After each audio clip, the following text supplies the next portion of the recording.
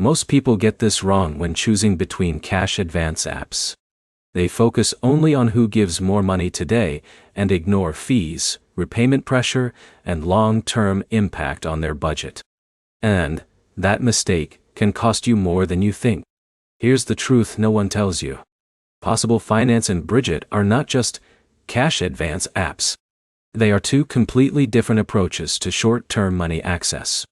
And by the end of this video, you'll know exactly which one fits your situation so you don't get stuck paying unnecessary fees or rolling into a debt cycle. Let's start with Possible Finance. Possible is designed more like a small loan app than a simple paycheck advance tool. You can borrow a few $100s, and instead of a single repayment, you typically pay it back in installments. That sounds helpful, and for many people it is. But here's the problem. The fees and interest can add up quickly if you are not careful.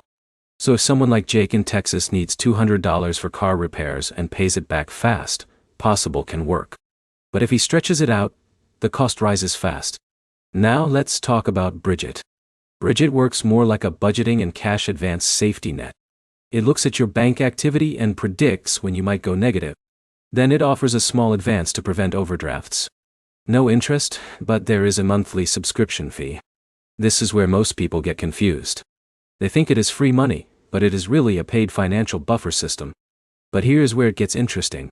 Brigit is often better for people who need occasional help between paychecks. Think someone like Alex in New York who just wants protection from overdraft fees. Meanwhile, Possible is better for slightly larger emergency needs, where installment repayment makes more sense. Now let's compare them directly.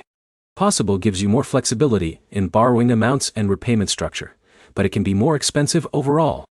Brigit gives smaller amounts, but it is more predictable and easier to manage if you just want stability. So which one should you use in 2026? If you need short, controlled cash support and want to avoid overdrafts, Brigit is usually the safer option. If you need a larger short-term loan and can confidently repay in installments, Possible may be more useful.